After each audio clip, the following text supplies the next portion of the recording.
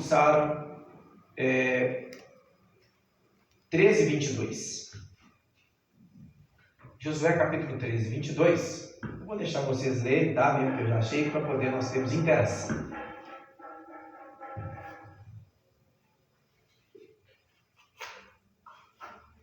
Quem achou que ia ler? Eu leio. Também os filhos de Israel mataram a espada a Balaão, filho de Beor, o adivinho, como mais que por eles foram mortos. Então, olha, se eles falam que o Balaão era um adivinho, um mago, o próprio livro de Josué diz: vocês estão sendo expulsos porque vocês são adivinhos. Mas esse adivinho, quando foi necessário, foi chamado por alguém de forma maldosa, o Senhor abriu a boca dele para ele profetizar aquilo que era da parte do Senhor. E como ele profetizou da parte do Senhor, agora alguém continua guardando isso que o Senhor havia falado, porque uma profecia, quando ela sai da parte do Senhor, ela precisa de cumprir. Ela precisa de cumprir. E nós temos um grande problema na nossa era, no nosso tempo, é de alguns dos nossos irmãos, né, dos nossos contemporâneos, que tem uma forma errada de dizer: mas a profecia precisa de cumprir. Mas ele só lembra da profecia que precisa de cumprir as ruins. Ele não sabe que a profecia que tem que cumprir, que o Senhor tem que salvar, a profecia que tem que cumprir, que Deus tem que libertar, que o Senhor quer fazer uma grande nação, a profecia que fala que eu quero juntar a esses ainda, a esse rebanho, aqueles que ainda não foram. Essas não lembra não. Mas quando ele botar errado, ele fala: a profecia tem que cumprir. Quando ele quer saber que um irmão vai passar a luta, ele não quer que alguém seja a luta do irmão. Ele fala assim: você tem que passar a luta, então eu vou ser essa luta. Deixa eu fazer uma adendo aqui rapidinho. Quando nós falamos de José, presta atenção nisso. Quando nós falamos de José, nós falamos muito que José passou pela dificuldade, pelo poço, foi vendido pelos irmãos, não falamos? Nós falamos que ele foi governador do Egito, que Deus acendeu ele, não falamos? Sim ou não? Mas quando nós falamos que José chegou ao Egito, nós falamos de alguém também, não falamos? Nós falamos dos irmãos dele, que venderam ele. Nós falamos dos irmãos que venderam ele. Quando nós falamos, por exemplo, que Deus abençoou Israel, nós falamos que o Senhor amaldiçoou e outros foram ruins, não é? Então a fama de alguns, que foram os maus, que fizeram a coisa para que Israel subisse, para que José vencesse, mas nós estamos falando que os irmãos dele foram maus, não é isso? Então guarda isso, irmãos. Não seja a luta na vida de alguém para alguém contar testemunha mais não, porque quando ele contar o testemunho dele, ele vai contar que você foi a perto dele. Vai ter que lembrar que foi através da vida de uma pessoa, de um irmão, que o tanto apertou a vida dele, foi luta para ele, que ele venceu também, mas vai saber, alguém foi o meu tropeço. Olha que imagem.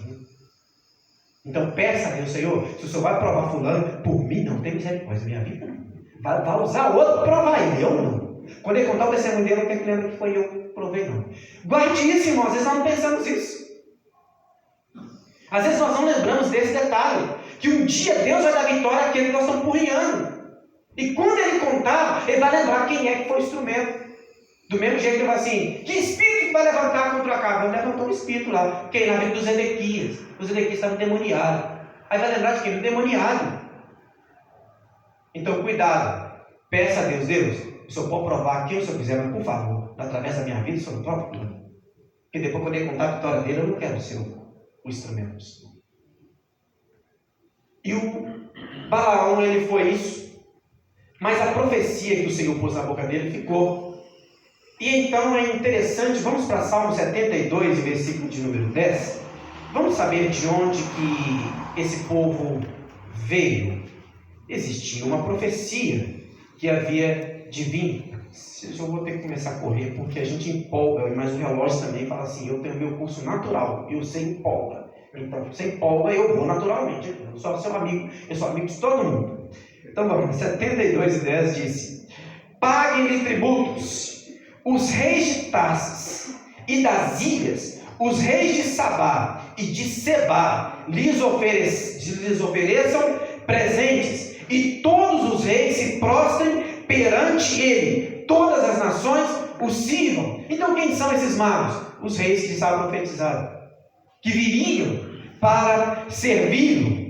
Quem são também? Porque seguiram a estrela? Exatamente porque Balaão havia profetizado que uma estrela viria, que uma estrela o guiaria. Eles seguiam essa estrela também. Este sinal era como profecia acerca do Messias. Miqueias capítulo de número 5 e o versículo de número 2. Olha o que diz Miqueias capítulo de número 5 e o versículo de número 2. Exatamente o que nós lemos.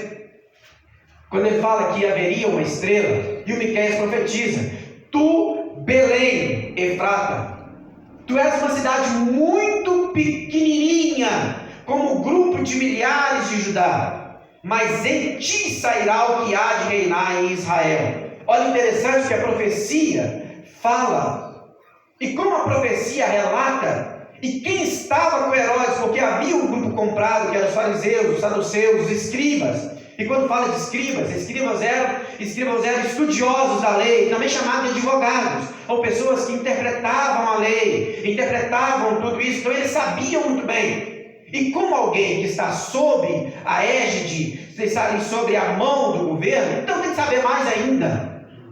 Se é um promotor, ele está defendendo o Estado, então como promotor ele tem que ser eficiente para isso. Se alguém que está do lado do governo, o orientando, quando fala alguma coisa, ele tem que saber. Então aqueles que estavam perto de Herodes conheciam, até porque recebiam para isso. Olha, por exemplo, os 400 profetas de Acabe, tinha que estar ali pronto também para fazer tudo. Então tinham conhecimento, mas não só eles tinham conhecimento, mas agora lá na Pérsia tinha também aqueles que sabiam, que estudavam a Bíblia, que estudavam na maneira deles, a forma deles, mas estudavam as profecias e aguardavam que um evento histórico vai acontecer, um evento notável vai acontecer, e nós estamos aguardando, e todo dia, em vez de ficar quieto só ali, na formalidade, todo dia observava se já estava cumprindo o que a estrela vinha. Eles estavam sempre observando, e olha a diferença,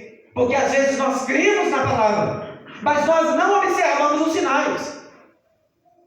Nós cremos no que a Bíblia diz, falamos e cremos, mas não observamos o que está acontecendo, não olhamos a leitura das coisas que estão acontecendo, não lemos com sabedoria, com curiosidade. Olha, está falando que o Senhor vai voltar, o que está acontecendo com o mundo, para mim ter certeza se a Bíblia está cumprindo? Olha, eu não sou mais tempo de brincar espiritualmente, eu estou vendo que alguns sinais estão acontecendo, e algumas pessoas que não estão no nosso meio, que nós não chamamos de cristãos, nós não chamamos de servos do Senhor, estão muito mais atentos aos sinais que o Senhor tem dado do que nós mesmos, para vergonha nossa.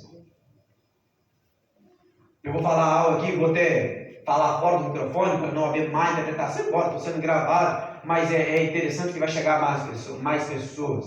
Eu acho muito interessante porque a gente critica a forma da conduta, por exemplo, dos nossos amigos, né? Eu falei irmãos católicos, que são cristãos também, ainda que não carregam a mesma fé, da mesma maneira que nós interpretamos a Bíblia. Mas quando nós vemos que você pega um grupo de pessoas assiduamente que vai ali, ele aprendeu que ele tem que rezar, ele pega o texto dele, e seja de manhã, seja de tarde, pega o texto bonitinho, seja o texto da manhã, ou da misericórdia, o texto que for, mas juntinho, todo mundo calado, organizadamente pega e reza a quantidade que tem que ter de forma respeitosa, ordeira, com respeito. O tanto de coisa que você quase não vê na igreja católica é banheiro, todo mundo quietinho.